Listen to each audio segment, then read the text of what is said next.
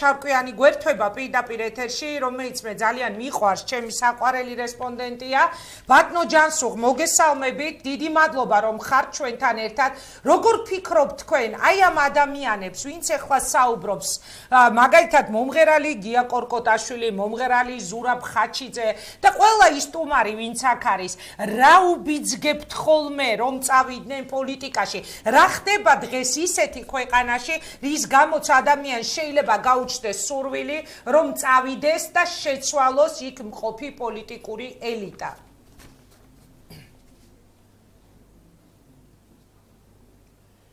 ჩემო ინგა, შენ არაფერი არ გეშლება? იმდენივე მეშლება. ეხლაც მინდა შენს წისქვილზე დავასხა წყალი. მადლობთ. დავიწყებ იქედან, რომ საქართველოს არჩევანს ევროატლანტიკური ინტეგრაციასთან დაკავშირებით კვირიკაშვილთან ერთად ხელი მოაწერა ყველა ოპოზიციამ, ყველა პოზიციამ. გახარებული ადამიანი ვარ. მე ასეთი ერთობა ჩემს ცხოვრებაში არ მინახავს და მოუწოდებ, რომ აი ამ დონეზე იყო მთელი თავის ცხოვრება, თუ უნდათ რომ გადაარჩინონ საქართველო. კი ბატონო. რაც შეეხება წერლობას, ეხლავე მოგახსენებთ, მე სამგზის პარლამენტარი გახდით. ჩემ დროს იყვნენ ძალიან საინტერესო ადამიანები პარლამენტში. ეს იყო ჭაბუ ამირეჯიბი, ნოდარ დუმბაძე, ოთარ ჭილაძე, თამაზ ჭილაძე. ძალიან საინტერესო ხალხი. ჩვენ არასოდეს არ გვიფიქრია თავიდანვე, რომ უნდა პოლიტიკოსები გამხდარიყავით. ამის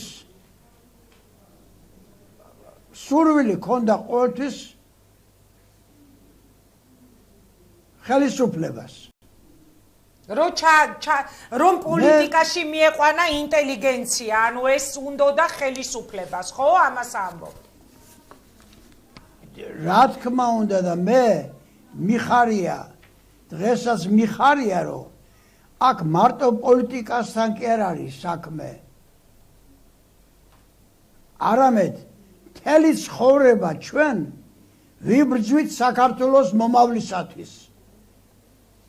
მისი სიყვარულის გამო, მისი ერთგულების გამო და ჩვენ თუ მივიღებთ პარლამენტში მონაწილეობას, ამაში სულც მე ვერაფერს ვერ ვხედავ. მაგრამ ერთ რაღაცას მინდა გაუსვა ხაზი. მეტი აქტიურობა ხშირად საჭირო, ვიდრე ახლა უყურებ,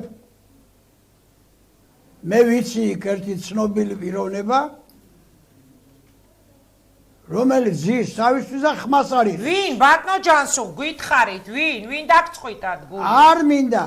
არა, შენი იმანიშნეთ და მე ვიტყვი. არ მინდა მაგის დასახელება, იმიტომ რომ არა, ძალიან საინტერესო პიროვნება, მიყვარს და ჩემი საქმე არ არის. თავად იციან ეგ და მე ყველას ვუსურვებ ხმა მოიღონ დღევანდელ გაუბედურებულ საქართველოს. აი ასეთი ხელოვანი ხალხი სჭირდება. რაში ხედავთ რომ გაუბედურებულია საქართველო?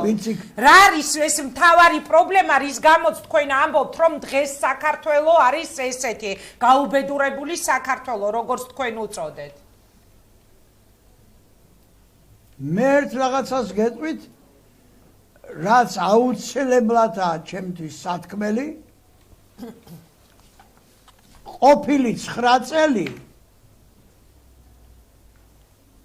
ეს იყო უბედურება საქართველოსთვის. კვლელობით, უბედურებით, საშინელებით თავისუფლების წინააღმდეგ ბრძოლით მოვიდნენ შესანიშნავი ადამიანები, რომლებმაც დაამხეს ეს ქვეყანა. მაგრამ ერთ რამეს გეტყვით, აქ ამას ყველაფერს ხელმძღვანელობდა ბიძინა ივანიშვილი. დიახ. ახლა ისიც ვთქვათ, დღევანდელი ეს ხელისუფლება ვერ დგას იმ სიმაღლეზე, რომ გააგრძელოს გზა სიყვარულისა, გზა ერთგულებისა. აი ეს მინდა ვთქვა. დიახ. უამისოდ მე უფლება არ მაქვს ვილაპარაკო. კი ბატონო. ბატონო ჯანსუღ, დიდი მადლობა თქვენ მე მინდა ჯანმრთელობა წარმატება გისურვოთ, ძალიან გვიყვარხართ.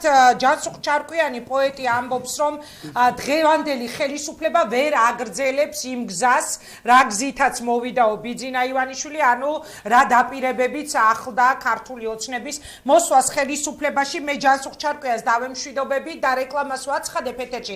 რეკლამის შემდეგ თითოეული თქვენგანისგან მინდა ასეთ შეკითხვაზე პასუხი. თქვენ როგორ